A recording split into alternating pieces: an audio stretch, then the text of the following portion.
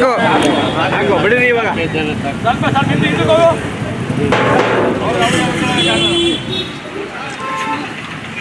ಹಾಂ ಒಂದು ನಿಮಿಷ ಇದೆ.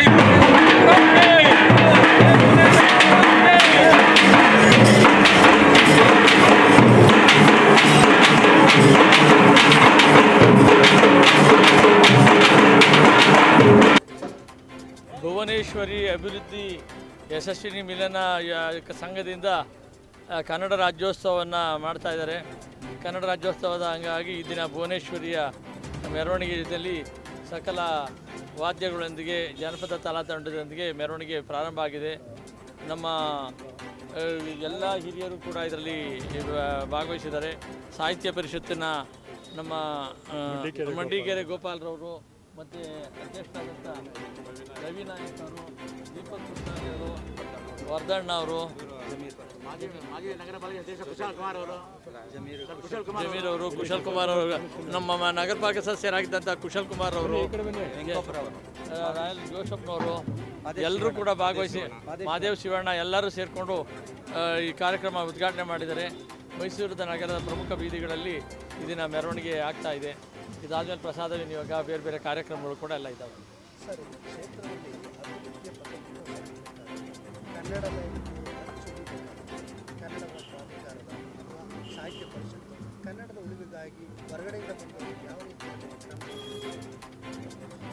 ಹೊರಗಡೆಯಿಂದ ಬಂದಂಥ ಜನ ಇವತ್ತು ಕರ್ನಾಟಕದಲ್ಲಿ ಬೆಂಗಳೂರಂಥ ರಾಜಧಾನಿಯಲ್ಲಿ 67% ಪರಭಾಷಿಗರು, 23% ಕನ್ನಡಿಗರಿದ್ದಾರೆ ಅಂತಂದಾಗ ಪರಭಾಷಿಗರು ಈ ರಾಜ್ಯದಲ್ಲಿ ಎಷ್ಟು ಮಟ್ಟಿಗಿದ್ದಾರೆ ಅನ್ನೋದು ಅರ್ಥ ಆಗುತ್ತೆ.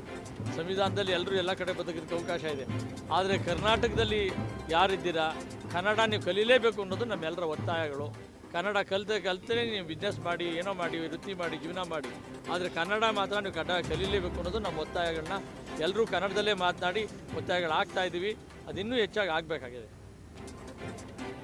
70ನೇ ವರ್ಷದ ಕನ್ನಡ ರಾಜ್ಯೋತ್ಸವ ಸಂದರ್ಭದಲ್ಲಿ ಅಭಿವೃದ್ಧಿ ಯಶಸ್ವಿ ಮಿಲನ ಈ ಸಂಸ್ಥೆಯ ರವಿ ನಾಯಕರವರು ಎಲ್ಲ ಗೆಳೆಯರು ಸೇರಿಕೊಂಡು ಒಂದೇ ಕುಟುಂಬದ ಜಾತಿ ಧರ್ಮ ಎಲ್ಲವನ್ನು ಮರೆತು ನಜರ್ಬಾದ್ ಒಂದು ಪುಟ್ಟ ಭಾರತದ ಹಾಗೆ ಇದು ಕಾಣಿಸ್ತಾ ಇದೆ. ಇದೊಂದು ವಿಶೇಷ.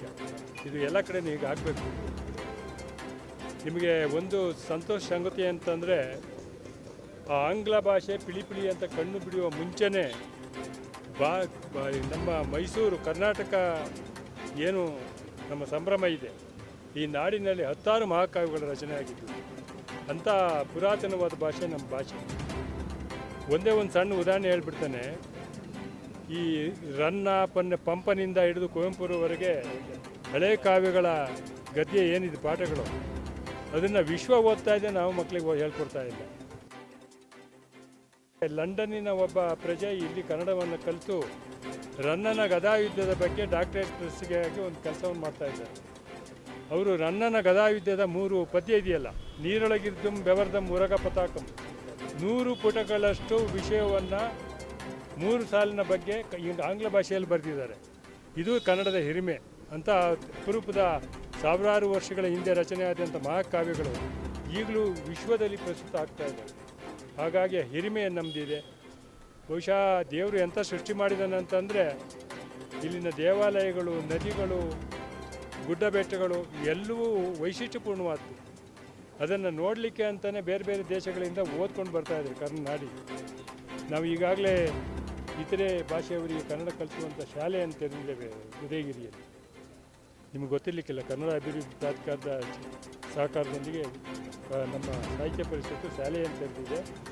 ಸಂಜೆ ಕಾರ್ಯಕ್ರಮ ಅಲ್ಲಿ ಶಾಲೆ ನಡೀತಾ ಇದೆ. ಸುಮಾರು 500ಕ್ಕೂ ಹೆಚ್ಚು ಅನ್ಯ ಭಾಷಿಕರು ನಮ್ಮ ಸಾಹಿತ್ಯ ಪರಿಷತ್ತು ಪರೀಕ್ಷೆಯಲ್ಲಿ ಉತ್ತೀರ್ಣರಾಗಿ ಕಾವಾ ಜಾಣ ಪರೀಕ್ಷೆಯಲ್ಲಿ ಉತ್ತೀರ್ಣರಾಗಿದ್ದಾರೆ. ಮಲಯಾಳಿಗಳು, ತಮಿಳಿನವರು, ಬೇರೆ ಬೇರೆ ಭಾಷಿಕರು. ಅದನ್ನು ನಾವು ಮಾಡ್ತಾ ಇದ್ದೇವೆ. ಬಾರಿ ಪ್ರೀತಿಯಿಂದ ಕನ್ನಡವನ್ನು ಕಲಿತು ನಮಗೆ ಕನ್ನಡವನ್ನು ಕಲಿಸುವಂಥ ಕೆಲಸವನ್ನು ಅವರು ಮಾಡ್ತಾ ಇದ್ದಾರೆ. ಈ ಒಂದು ಪ್ರೀತಿ ಪರಭಾಷಿಕರಿಗೆ ಆಗಬೇಕಾಗಿದೆ. ಯಾಕೆಂದರೆ ಅವರು ನಮ್ಮವರೇ. ಈಗ ನಮ್ಮವರು ತಮಿಳುನಾಡಿನಲ್ಲಿ, ಕೇರಳದಲ್ಲಿ, ಪಂಜಾಬಲ್ಲಿ ಇದ್ದಾರೆ. ಅವ್ರು ಪಂಜಾಬಿಗಿಂತ ಚೆನ್ನಾಗಿ ಪಂಜಾಬ್ ಮಾತಾಡ್ತಾರೆ, ತಮಿಳಿಗಿಂತ ಚೆನ್ನಾಗಿ ತಮಿಳಿನವ್ರಿಗಿಂತ ಚೆನ್ನಾಗಿ ತಮಿಳು ಮಾತಾಡ್ತಾರೆ. ಇವರು ನಮ್ಮ ಭಾಷೆಯನ್ನು ಕಲಿಬೇಕು, ನಮ್ಮವರಾಗಿದ್ದಾರೆ. ನಾವೆಲ್ಲ ಒಂದು ಕುಟುಂಬ. ಇದು ಕುಟುಂಬ ಬರೀ ರಾಜ್ಯ ಮಾತ್ರ ಅಲ್ಲ, ಇಡೀ ವಿಶ್ವ ಒಂದು ಕುಟುಂಬವಾಗಿ ಬದುಕಲಿಕ್ಕೆ ಸಾಧ್ಯ ಆಗಿಲ್ಲ ಅಂದರೆ ನಾಳೆ ನಮ್ಮ ಮಕ್ಕಳ ಪರಿಸ್ಥಿತಿ ಏನಾಗುತ್ತೆ ಅಂತ ಹೇಳೋಕ್ಕಾಗಿಲ್ಲ. ನೋಡಿ, ದೊಡ್ಡಣ್ಣ ಚಿಕ್ಕಣ್ಣ ಎಲ್ಲ ಇದ್ದಾರೆ. ಈಗ ನಿಜ ದಿವಸ ಮಕ್ಕಳ ಹಾಗೆ ಬಾಂಬ್ ಹೊಡಿತಾ ಇದ್ದಾರೆ. ಮಕ್ಕಳಾಟ. ನಿನ್ನೆ ರಾತ್ರಿ ಒಂದು BBC ನ್ಯೂಸ್ನಲ್ಲಿ ನೋಡಿದೆ, 200 ಮಕ್ಕಳ ಒಂದು ಪುಟಾಣಿ ಮಕ್ಕಳ ಶಾಲೆಗೆ ಬಾಂಬ್ ಹಾಕ್ತಾರೆ. 400 ಜನ ತಾಯಿಯಂದಿರು ತಂದೆ ಬಿಟ್ಟು ಹೋಗ್ತಾ ಇರ್ತಾರೆ. ಅವರು ಮುಂದುಗಡೆ ಬಂದು ಮುಂಡುಗಳೆಲ್ಲ ಬಿದ್ದು ಒಬ್ಬ ತಾಯಿ ಅವ್ರ ರುಂಡವನ್ನು ಇಟ್ಕೊಂಡು ಅಲ್ಲೇ ಸತ್ತು ಹೋಗ್ತಾರೆ. ಈ ಮನುಷ್ಯತ್ವ, ಮಾನವೀಯ ಮೌಲ್ಯಗಳು ಇದೆಯೇನ್ರಿ ನಮ್ಮ ರಾಜ್ಯ ವಿಶ್ವದಲ್ಲಿ? ಹಿರಿಯಣ್ಣ ಮಹಾತ್ಮ ಗಾಂಧಿ ಅಂತವ್ರು ಇದ್ರೆ ಎದೆ ಕೊಟ್ಟು ನಿಲ್ಲಿಸಿ ಇದನ್ನೆಲ್ಲ ಹಾಕಿ ಪ್ರಾಣ ಮಕ್ಕಳನ್ನು ಸಾಯ್ತೀರಿ ಅಂತ ಕೇಳ್ತಾ ಇದ್ರು. ಕೇಳುವರೇ ಇಲ್ಲ. ಎಲ್ಲ ನೋಡ್ಕೊಂಡು ಆಟ ಆಡ್ಕೊಂಡಿದ್ದಾರೆ. ಈಗ ಆಗಬಾರ್ದು. ಇಡೀ ನಮ್ಮ ವಿಶ್ವವನ್ನು ಒಂದು ಕುಟುಂಬವಾಗಿ ಕಾಪಾಡುವಂಥ ಹೊಣೆಗಾರಿಕೆ ಮುಂದಿನ ಪೀಳಿಗೆಗೆ ನಾವು ಕೊಡಬೇಕಾದ ಅನಿವಾರ್ಯತೆ ಇದೆ ಅಂತ ಹೇಳ್ತಾ ನನ್ನ ಮಾತು ಮುಗಿಸ್ತೀನಿ.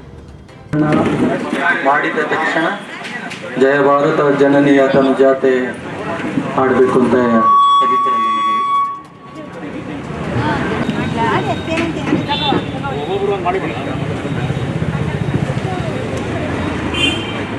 ಸೈಡಿಂದ ಮಾಡಿ ಮೇಡಮ್, ಸ್ವಲ್ಪ ಹಿಂದೆ ಬಂದುಬಿಡಿ. ಸೈಡಿಂದ ಮಾಡಿ, ಒಂಚೂರು ಒಳಗೋಗ್ಬಿಡಿ ಒಳಗೋಗ್ಬಿಡಿ. ಹಿಂದೆ ಹೋಗಿ ಮೇಡಮ್, ನೀವು ಆ ಕಡೆ ಹೋಗಿ.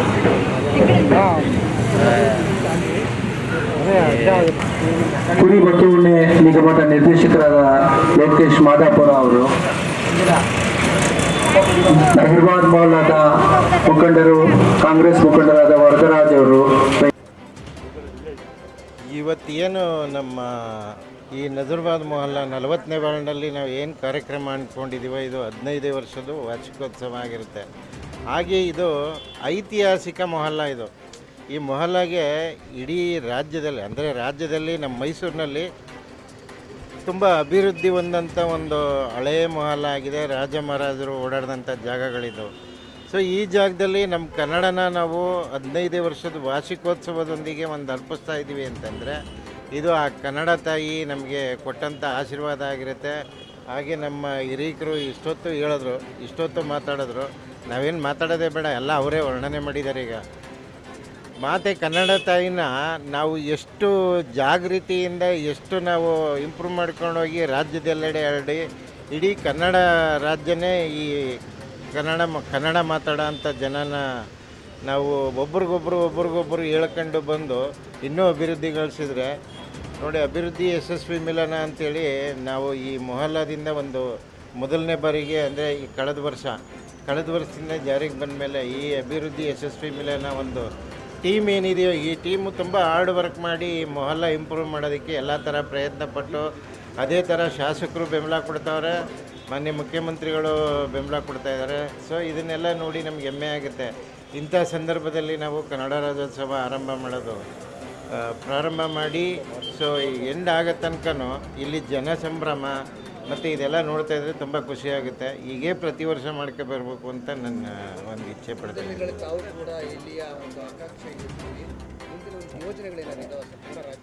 ಸರ್, ಇದು ನಾನು 40 ಇಲ್ಲ 52, ಆದರೂ ಒಂದೇ ಮೊಹಲ್ಲಾ. ಇದು ಒಂದೇ ಮೊಹಲ್ಲಾ ಆದ್ರೂ ಸೊ ಎರಡು ಒಂದೇ, ಇನ್ನು ಮುಂದಕ್ಕೆ ಒಂದೇ ಆಗುತ್ತೆ. ಸೊ ಹಾಗಾಗಿ ನಾವು ಆಕಾಂಕ್ಷಿ ಅದೆಲ್ಲ ಆಮೇಲೆ, ಬಟ್ ಕಾರ್ಯಕ್ರಮಗಳು ಏನೇನು ಮಾಡಬೇಕು ಅದನ್ನು ನಾವು ಮಾಡ್ಕೊಂಡೇ ಬರ್ತಾಯಿದ್ದೀವಿ. ಅಭಿವೃದ್ಧಿ ಯಶಸ್ವಿ ಮಿಲನ ಅನ್ನೋ ಟೀಮ್ನಿಂದ ಯಾವ್ಯಾವ ಥರ ಇಂಪ್ರೂವ್ಮೆಂಟ್ ಮಾಡಬೇಕು ಅನ್ನೋದನ್ನೆಲ್ಲ ಮೊದಲಾಗಿ ಮಾಡ್ಕೊಂಡೇ ಬರ್ತಾಯಿದ್ದೀವಿ. ಇದು ಇಡೀ ರಾಜ್ಯದ ಜನತೆಗೆ ಹಾಗೂ ನಜರ್ಬಾದ್ ಮೊಹಲ್ಲಾ ಜನತೆಗೆ 70ನೇ ಕನ್ನಡ ರಾಜ್ಯೋತ್ಸವದ ಶುಭಾಶಯಗಳು. ಇಂದು ಅಭಿವೃದ್ಧಿ ಯಶಸ್ವಿ ಮಿಲನ ಹಾಗೂ ಭುವನೇಶ್ವರಿ ಬಳಗದ ಜಂಟಿ ಆಶ್ರಯದೊಂದಿಗೆ 15ನೇ ವರ್ಷದ ವಿಜಯೋತ್ಸವ ಆಚರಣೆಯನ್ನು ನಾವು ಮಾಡ್ತಾಯಿದ್ದೀವಿ. ಒಂದು ಆಚರಣೆ ಮಾಡಬೇಕಾದಂಥ ಸಂದರ್ಭದಲ್ಲಿ ಇವತ್ತು ಇಡೀ ಮೈಸೂರು ನಗರದಲ್ಲಿ ಕನ್ನಡವನ್ನು ಉಳಿಸುವ ಪ್ರಯತ್ನ ಮಾಡ್ತಾ ಇರೋದು ಒಂದು ಕನ್ನಡ ಸಾಹಿತ್ಯ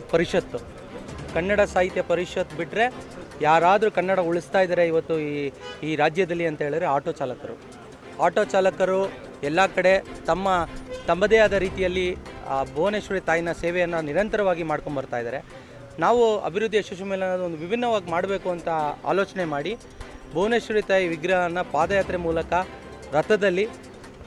ರಥೋತ್ಸವದ ಮೂಲಕ ನಮ್ಮ ಎಲ್ಲರ ಕನ್ನಡ ಬಳಗದ ಸ್ನೇಹಿತರು ನಮ್ಮ ಕಲಾ ತಂಡಗಳ ಜೊತೆಗೆ ಮೈಸೂರಿನ ನಜರ್ಬಾದಿನ ರಾಜಬೀದಿಯಲ್ಲಿ ಮೆರವಣಿಗೆ ಮೂಲಕ ಇಲ್ಲಿಗೆ ತಲುಪಿದ್ದೇವೆ.